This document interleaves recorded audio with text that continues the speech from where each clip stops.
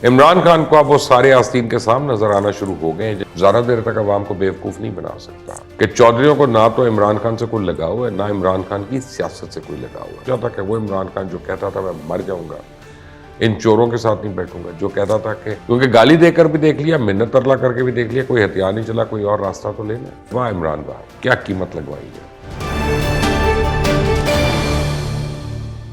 बिस्मिल्लाहिर्रहमानिर्रहीम, अस्सलाम वालेकुम।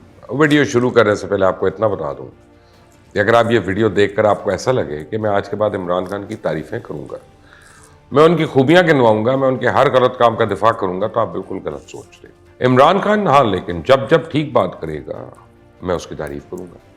इमरान खान जब इस कौम के साथ मजाक करेंगे तो हम इमरान खान को आईना दिखाएंगे, क्योंकि बिलाखिर इमरान खान को अब वो सारे आस्तीन के सामने नजर आना शुरू हो गए हैं जिनके बारे में फैसल वाडा ने बात की थी।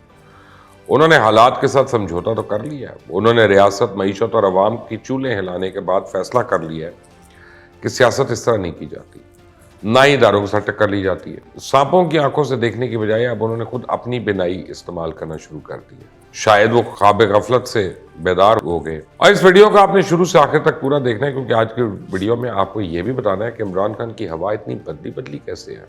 इमरान खान ने जिस ट्रक की बत्ती के पीछे अवाम को लगाया हुआ था, क्या इस ट्रक ने एक नया मोड़ ले लिया और एक नई सड़क पे चल निकला, या फिर आजकल एक ये नए ट्रक की बत्ती तैयार है। अगले इलेक्शन कब होंगे और इनमें किसका पलड़ा भारी होगा, इस सब पर आज इस वीडियो में बात होगी। लेकिन आगे बढ़ने से पहले अगर आपने ये चैनल सब्सक्राइब नहीं किया तो प्लीज कर लीजिएगा, बेल आइकॉन को प्रेस कर लीजिएगा। आज इमरान खान ने जब पार्टी अरकान से खिताब किया तो उनके लहजे में पहले से काफी ज्यादा ठहराव था। उनकी जुबान में नरमी थी। उनके पास सियासी मुखालफिन को गाली और उनके नाम बिगाड़ने की बजाय बयान करने को मसाइल थे।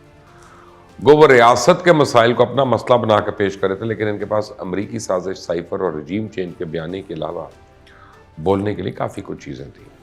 क्योंकि इमरान खान को समझ आ चुकी है कि इंसान चाहे जितना मर्जी साजिशी थ्योरियां घड़ ले, ज़्यादा देर तक अवाम को बेवकूफ़ नहीं बना सकता। उन्हें समझ आ गई है कि इंसान जितना मर्जी इदारों के खिलाफ आवाज़ बुलंद कर ले, इदारे मुल्क के दिफा के पासबान होते हैं। उन पर उंगली उठाने से सियासत नहीं चमकाई जा सकती। उनको समझ आ गया कि मीर जाफर और मीर सादिक कहने से, इदारों के सरबराहों को गद्दार कहने से इक़्तिदार की राह नहीं हमवार की जा सकती। उन्हें समझ आ गई है कि सियासत करने के लिए सिर्फ बयानिया ही काफ़ी नहीं होता, बल्कि उनको आपको खुद अमली तौर पर कुछ करके दिखाना पड़ता है। और उनको ये समझ आ गई कि लॉन्ग मार्च करने से, लोगों को सड़कों पर निकालने से इंतखाबात की तारीख की भी सूरत नहीं मिलेगी। अब तो उनको ये भी समझ आ चुका होगा कि इंसान फौज को मुतनाज़ बनाकर, रियासत को यरगमाल बना के सिर्फ खुद को बेवकूफ़ तो बना सकता है, लेकिन अपनी मर्जी का आर्मी चीफ नहीं लगा सकता। मालूम हो गया होगा उनको कि रास्ता चाहे जितना मर्जी लंबा हो, आखिर में मोड़ तो आने होते हैं। उन्हें यह भी मालूम हो चुका होगा इनके इर्द गिर्द जो लोगों का झमकटा लगा हुआ है, वो इन्हें मशवरे देते हैं, वो सारे इमरान खान के सगे नहीं है। लेकिन चलो, देर आए दुरुस्त आए, और कुछ पता नहीं कल दवाई का कोई और असर ना दिखा दे, लेकिन चलो, जब तक तो उम्मीद की जा सकती है। इसे इमरान खान मुज़ाहमत की सियासत की बजाय मुफाहमत की सियासत पर यकीन रखना शुरू हो गए। हल्के हल्के शर्मीली दुल्हन की तरह शराफत का घूंघट उठा रही है, क्योंकि गाली देकर भी देख लिया, मिन्नत तरला करके भी देख लिया, कोई हथियार नहीं चला, कोई और रास्ता तो लेना। उन्होंने खुद को यह यकीन दिलाया कि अब इलेक्शन अपने वक्त पर ही होंगे। उन्होंने खुद को यकीन दिला दिया है कि रियासत मदीना या मदीना तो सानी फराग होगी और बुशरा मालिका की करप्शन के होते हुए तो कभी नहीं बन सकती। उन्होंने शायद खुद को यह भी यकीन दिला दिया कि सिर्फ दावों की ऊंची मीनार देखकर कभी भी मगरब से लोग यहाँ नौकरी करने नहीं आएंगे। उनको शायद अब यकीन आ गया कि सिर्फ चंद साल में मुल्क में दूध और शहद की नहरें नहीं बहाई जा सकती। उनको खुद भी यकीन आ गया है कि कंटेनर पे ऊंची आवाज में धाड़ने से और 1 करोड़ नौकरियों का सिर्फ वादा करने से अब काम नहीं बनेगा। उन्होंने खुद को यकीन दिला दिया कि सिर्फ हवाई फायर करने से 50 लाख घर तामीर नहीं किए जा सकते। उन्होंने शायद खुद को यकीन दिला दिया कि इस वक्त असम्बलियाँ भी किसी सूरत नहीं तहलील होंगी, क्योंकि बज़ाहिर तो यह तासुर दिया जा रहा है कि परवेज राय ने इमरान खान पे एतमाद का इजहार कर दिया और उन्होंने असम्बलियाँ तहलील करने का फैसला भी इमरान खान पे छोड़ दिया। और तहरीक इंसाफ के लोग बार बार ये सफाइयाँ पेश करें कि चौधरी परवेज लाई इमरान खान का साथ देने के लिए हर हद तक आगे जाएंगे। इमरान खान कहेंगे तो जान भी दे देंगे। लेकिन गल विच कुछ हो रहे। मोनस लाई के इस बयान के बाद कि हम जनरल बाजवा के कहने पर इमरान खान के साथ शरीक हुए, अब ये वाज़ेह हो गया कि चौधरियों को ना तो इमरान खान से कोई लगाव है, ना इमरान खान की सियासत से कोई लगाव है। उन्होंने अपने मफादात देखने और अपनी सियासत की बका देखनी है। जिस दिन से इमरान खान के साथ आई है, उनकी ज़िंदगियों में तूफ़ान बरपा है, लेकिन वो तूफ़ान सिर्फ कुर्सी के नशे में है, बर्दाश्त किया जा सकता है, घर बैठ कर नहीं।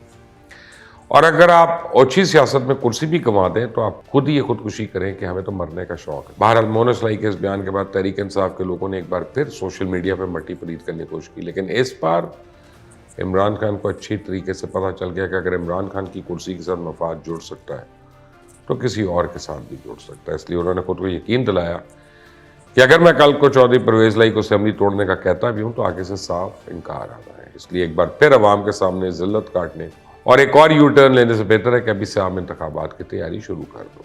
वरना क्या किसी ने कभी सोचा था कि वो इमरान खान जो कहता था मैं मर जाऊंगा, इन चोरों के साथ नहीं बैठूंगा, जो कहता था कि मुल्क इन डाकुओं के साथ मुज़ाकरात करने से ठीक नहीं हो सकते, जिसके दिल में अपने सियासी मुखालफिन के लिए इतनी नफरत थी कि वो दारों को मजबूर करता था कि मेरे सियासी मुखालफिन के खिलाफ केस बनाओ, उन्हें बगैर तहकीकात के जेल में डालो। और वो इमरान खान इन्हीं लोगों के साथ, इन्हीं सियासतदानों के साथ कभी मुज़ाकरात के लिए बैठेगा। सियासी पंडित तो समझते थे अगर कभी ऐसा हुआ तो कुछ चमत्कार से कम नहीं होगा, और चमत्कार आज हो गया। और इमरान खान महज एक इंतखाब के ऐलान पर साथ बैठने को तैयार है। वाह इमरान वाह, क्या कीमत लगवाई है। इमरान ने हुकूमत को इलेक्शन पे मुज़ाकरात की भी पेशकश कर दी। ऐसा कह के एक तरफ से इमरान खान ने सियासी दानिश का सबूत तो पेश किया ही है, लेकिन इसके साथ ही अपने सियासी मुखालफिन के लिए भी खट्टे की घट्टी बजा दी है। इमरान खान ने इलेक्शन का नारा लगा के इलेक्शन से 1 साल पहले आम इंतखाबात की मुहिम को तेज कर दिया। अब इमरान खान ने यह भी कह दिया है कि वो हर डिवीजन, हर जिले के तहरीक इंसाफ के रहनुमाओं से मुलाकात करेंगे। इसका मतलब तो यही है कि इमरान खान ने यह तय कर लिया कि अगले इंतखाबात अगले साल अक्टूबर में ही होने। इसलिए अगर इंतखाबात जीतते हैं तो खोखले वादे करने की बजाय ज़मीनी हक़ाइक़ को जानना ज़रूरी है। हालात और वाक़यात को परखना होगा, शुरू से पार्टी की तंजीम साजी करनी होगी। जलसों की बजाय तहरीक इंसाफ की स्ट्रीट पार को मजीद आगे लेके जाना होगा, क्योंकि इमरान खान अब ख्वाबों के शराब से शायद निकलते आ रहे हैं। साजिशी महल्लात के बंद होने के बाद और ख्वाबों के टूटने के बाद शायद इमरान खान अब आसमान से ज़मीन पर आ चुके हैं और हकीकी मंजरनामा उनके सामने है। उन्हें यह भी अंदाज़ा हो गया कि अब चोर दरवाजे के ख्वाब कभी सच नहीं साबित होंगे और अब कोई इलेक्टेबल उनकी झोली में नहीं डालेगा। अब रातों रात लोगों की वफादारियां नहीं तब्दील होंगी और अब कानून पास करने के लिए किसी भी रुकने कौमी असेंबली को नामालूम नंबर से कॉल नहीं जाएगी। अब इनके पास ATMs की कोई लंबी फहरिस्त नहीं होगी। उन्हें अपनी किश्ती को सहारा देने के लिए खुद चप्पू चलाना सीखना होगा। अब इनकी किश्ती का चप्पू कोई चोर नहीं चलाएगा, ना ही कोई बल्ला उनको दरिया के भंवर से निकालेगा। अब इश्क के इम्तिहान पहले से भी ज़्यादा गहरे होंगे और अब मैदान में होगा असल मुकाबला। कोई RTS सिस्टम बिठाने वाला ही नहीं होगा, कोई केसेस खत्म कराने वाला नहीं होगा। और इस बार इमरान खान का मुकाबला करने के लिए नवाज शरीफ जेल की बजाय खुद ग्राउंड में उतरेंगे। जरदारी साहब भी मैदान में होंगे और जो फैसला अवाम करेंगे वही हकीकी फैसला होगा, वही हकीकी जमहूरियत होगी और यही जमहूरियत का हुस्न है। और इस मुल्क के बारे में सोचें, इसके अवाम के बारे में सोचें, सियासत करें। इतनी नहीं, ऐसी नहीं कि कौम बर्बाद हो, मुल्क तबाह हो। ये सोचने की बात है। आइंदा तक के लिए इजाज़त दें। अल्लाह हाफ़िज़।